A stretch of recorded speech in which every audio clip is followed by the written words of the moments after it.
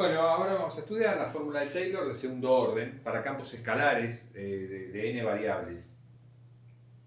Eh, un breve comentario antes de entrar en este tema que quiero hacer es el siguiente. Nosotros hemos titulado esta unidad derivadas parciales de orden superior, etcétera, y hemos hablado estrictamente de derivadas parciales de primer orden y de segundo orden.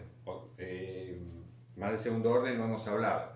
Lo que ocurre, por supuesto, uno puede hablar de derivadas parciales de tercer orden, de cuarto orden, de quinto orden, de orden enésimo, pero a nosotros, para desarrollar todos los contenidos de esta materia, nos alcanza con derivadas parciales de primer orden y de segundo orden.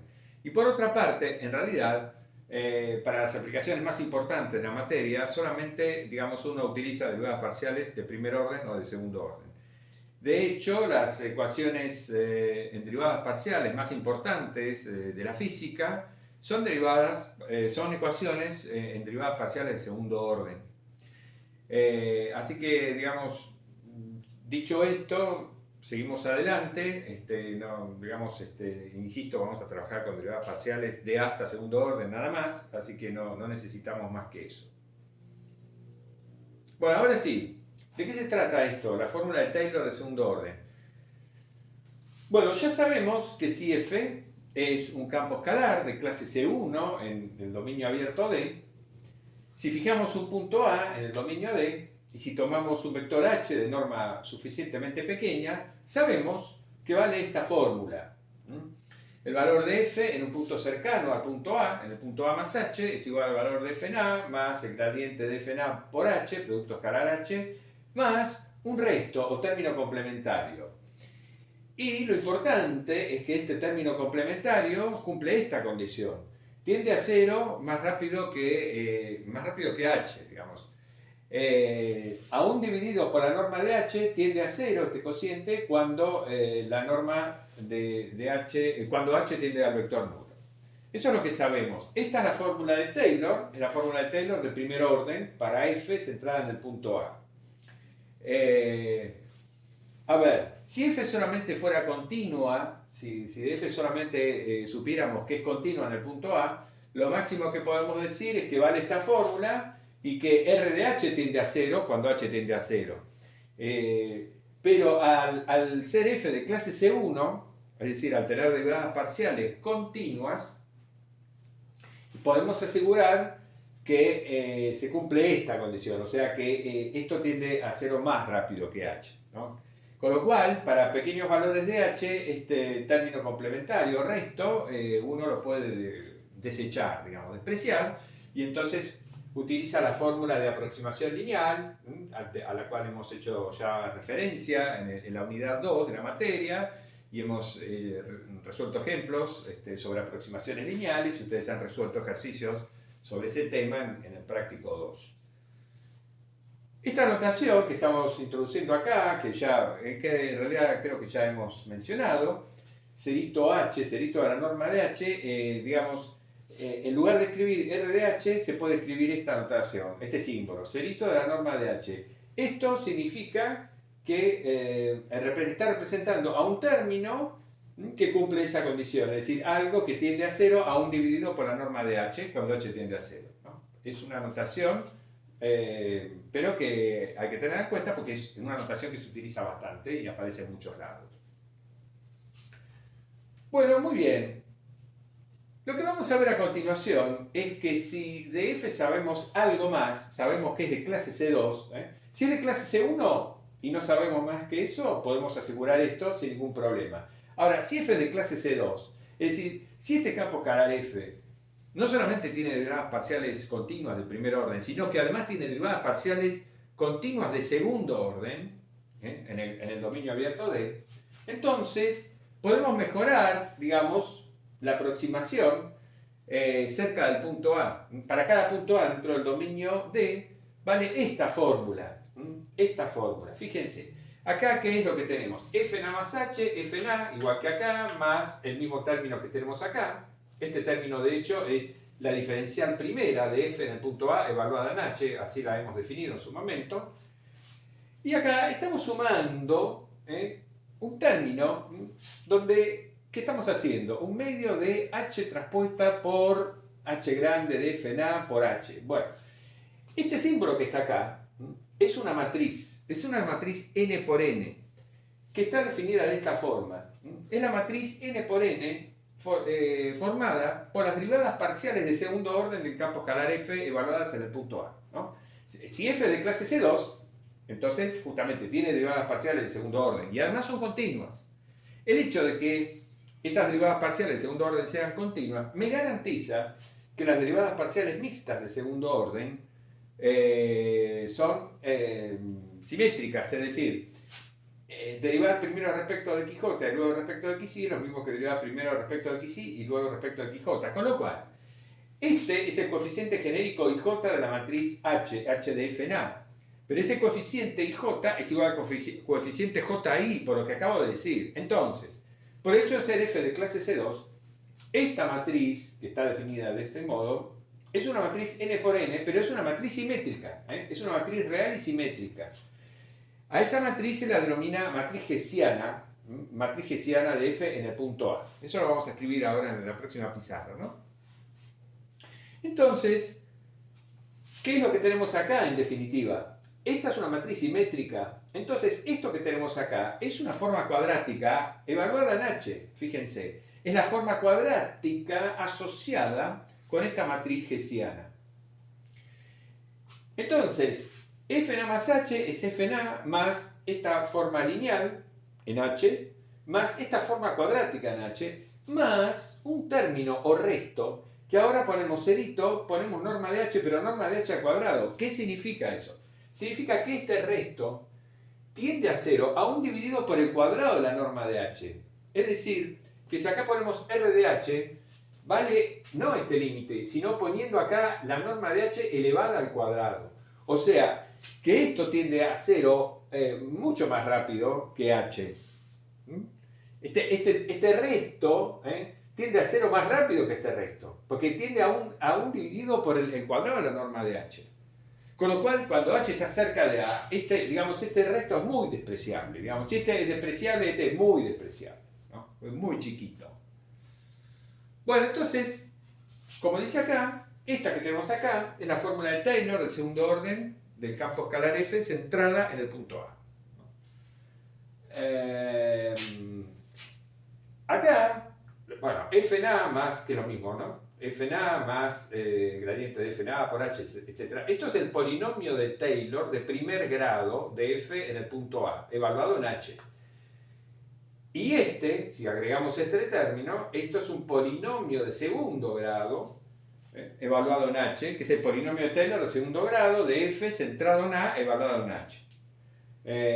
Bien, entonces, cuando desechamos este término, este resto, que insisto, es muy despreciable, tenemos una aproximación cuadrática acá de la función. Acá, al desechar este término, tenemos una aproximación lineal. Acá tenemos una aproximación cuadrática, mejor, digamos. Esta aproximación es mejor que esta.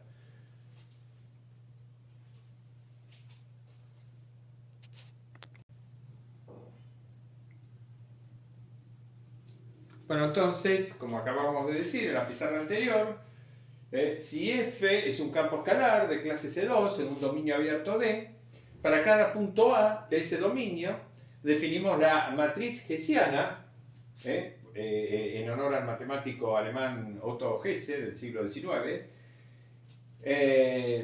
Definimos la matriz hessiana de F en el punto A en la forma siguiente, de esta manera. Se indica así: H de F en A es la matriz hessiana de F en A, es la matriz formada por las derivadas parciales de segundo orden de F evaluadas en el punto A. ¿No? Entonces, este sería el coeficiente 1, 1, el 1, 2, el 1n, el 2, 1, 2, 2, 2n, n1, n2, nn. Es decir, que el coeficiente genérico de la matriz hessiana, el coeficiente genérico IJ, es esta derivada parcial de segundo orden de F evaluada en el punto A. Pero, como F es justamente de clase C2, como estas derivadas de segundo orden son continuas, sabemos que el coeficiente entonces IJ de la matriz hessiana va a ser igual al coeficiente JI de la matriz hessiana. Entonces, esta matriz que estamos definiendo es una matriz simétrica. Este coeficiente es igual a este, etc. Digamos, es simétrica respecto de la diagonal. En la diagonal de la matriz hessiana aparecen, por supuesto, las derivadas parciales de segundo orden homogéneas. Acá estoy derivando respecto de x1 dos veces, respecto de x2 dos veces, respecto de xn dos veces. Fíjense que la traza de esta matriz es la suma entonces de estas derivadas parciales de segundo orden homogénea. Cuando la traza de esta matriz es idénticamente nula en todo punto del dominio D, para todo A dentro de D, en ese caso se dice que la función f es armónica en el dominio D, ¿no? De eso hemos hablado también. Bueno, entonces, siendo esta una matriz simétrica, real n por n, podemos considerar la forma cuadrática asociada a ella. Esa forma cuadrática la vamos a indicar de esta manera, D con el 2i de f en el punto A. Entonces, esta forma cuadrática asociada con esta matriz está definida así, por lo tanto, para todo vector h en Rn, acá h es cualquier vector en Rn, la forma cuadrática asociada con la matriz hessiana está definida de esta forma.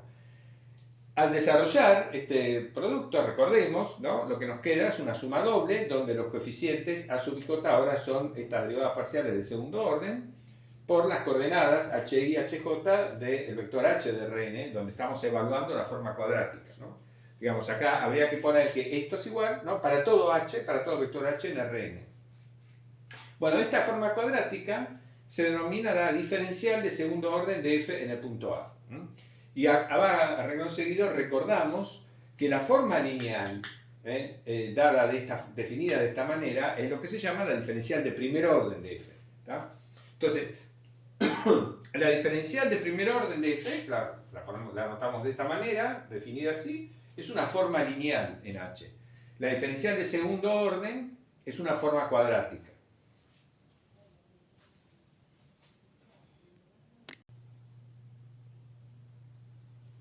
Bueno, la fórmula de Taylor de segundo orden para campo escalar f centrada en el punto A va a salir como una consecuencia de este teorema. Sea f un campo escalar de clase C2 en el dominio abierto D, y sea esta una bola con centro en un punto A de radio delta totalmente contenida en el dominio D. Es decir, consideramos una bola con centro en un punto A del dominio y de radio delta totalmente contenida en el dominio. Entonces, para cada vector h de Rn que cumpla esta condición con norma menor a delta, es decir, lo que queremos es asegurarnos de que A más H sigue estando dentro de esta bola. Entonces por eso pedimos que la norma de H sea menor que delta. Bueno, entonces, para cada vector H de Rn con norma menor que delta, existe un número real alfa que va a estar entre 0 y 1, tal que se cumple esto. ¿Qué es lo que tenemos acá? Esta es otra forma de la fórmula, digamos, de Taylor de segundo orden para f. Estamos diciendo que f en a más h es igual a f en a más el gradiente de f en a por h, escalar h, más, y ahora lo que tenemos es la diferencial segunda de f, pero no está centrada en el punto A, sino que está centrada en el punto A más alfa por h.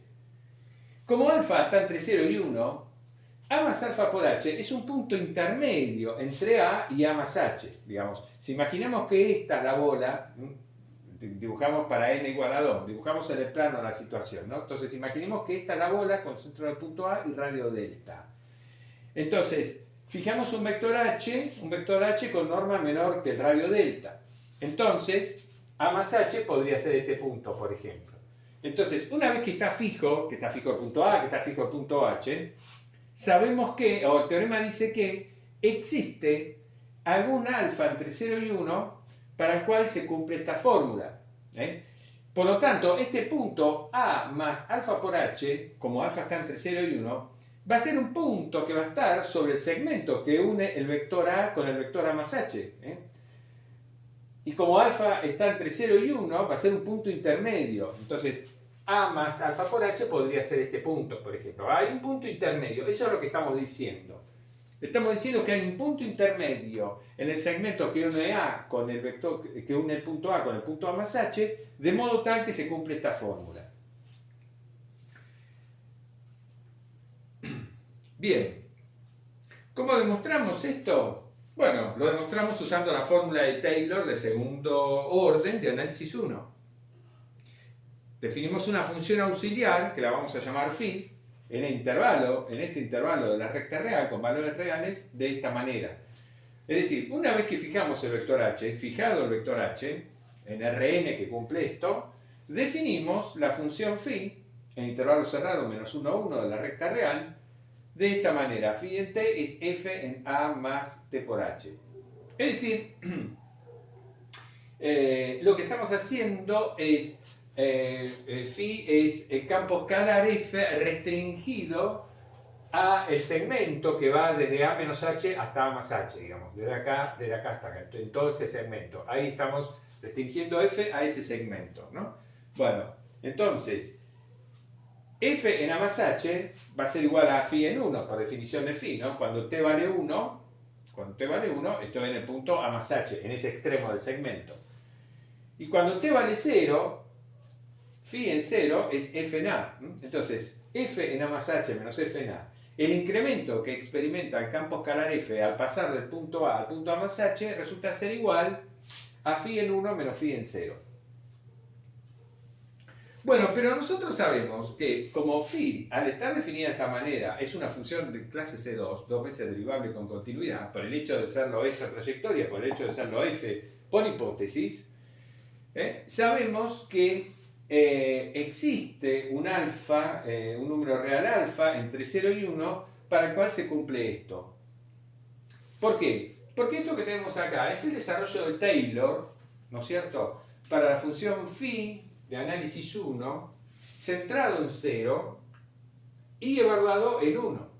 Entonces, phi en 1 es igual a phi en 0 más la derivada de phi en 0 por 1 más un medio de la segunda derivada de phi evaluada en alfa por 1 al cuadrado, obviamente que eso me da 1, donde alfa es un punto intermedio entre 0 y 1. Eso es lo que estamos aplicando, la fórmula de Taylor de análisis 1 para phi centrada en 0. Al evaluar en 1 nos queda eso, ¿no? Existe un punto intermedio alfa o un número real intermedio alfa entre 0 y 1 para el cual se cumple esto. Con lo cual, phi en 1 menos phi en 0 es igual a la derivada de phi en 0 más un medio de la segunda derivada de phi en alfa. De modo que el incremento del campo escalar f al pasar de a más h, f en a más h menos f en a, que era igual a phi en 1 menos phi en 0, es igual, lo puedo escribir como la derivada de phi en 0 más un medio de la segunda derivada de phi en alfa. Bueno, pero ahora vamos a calcular esas derivadas.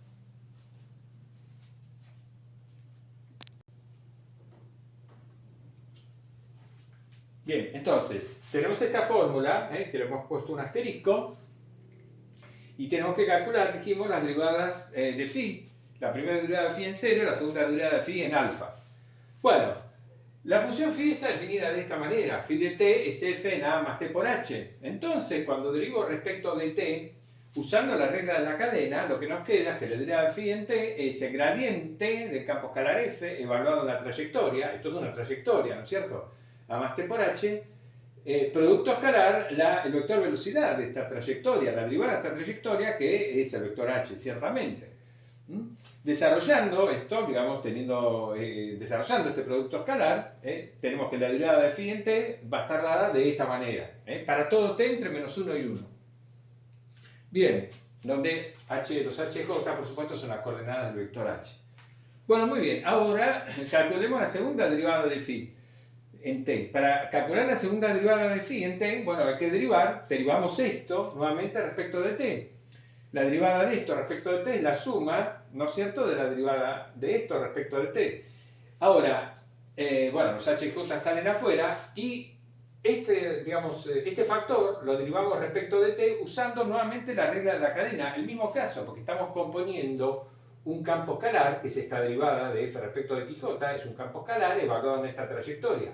Usamos la regla de la cadena de la misma manera y entonces concluimos que la derivada respecto del parámetro t de este factor es esto que está dentro del corchete. Ahora van a aparecer las derivadas parciales de segundo orden de f, ¿no es cierto? Porque tenemos que derivar estas derivadas parciales, evaluadas en la trayectoria por las coordenadas del vector h. Entonces, en definitiva, lo que nos queda es que la segunda derivada de phi en t va a ser igual a esta suma doble que tenemos acá, que es el desarrollo de esta forma cuadrática. Las derivadas parciales de segundo orden de f evaluadas en a más t por h, bueno, eso forma la matriz hessiana de f en el punto a más t por h. Bien, por lo tanto, la primera derivada de phi en 0, la obtenemos acá. Si reemplazamos t por 0, ¿qué nos queda? Nos queda esto, el gradiente de f en a, producto escalar h. Y la segunda derivada de phi evaluada en alfa, a partir de esto que obtuvimos, para todo t, bueno, reemplazamos t por alfa y nos queda eso. Finalmente, entonces, reemplazando en asterisco, reemplazando en esta ecuación, estas derivadas que hemos obtenido, phi en 0, phi primera en 0 y phi segunda en alfa, reemplazamos, obtenemos la tesis del teorema, la fórmula que está en el enunciado del teorema.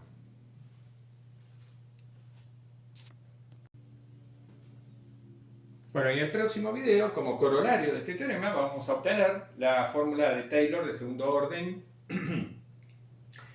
para campos escalares de clase C2.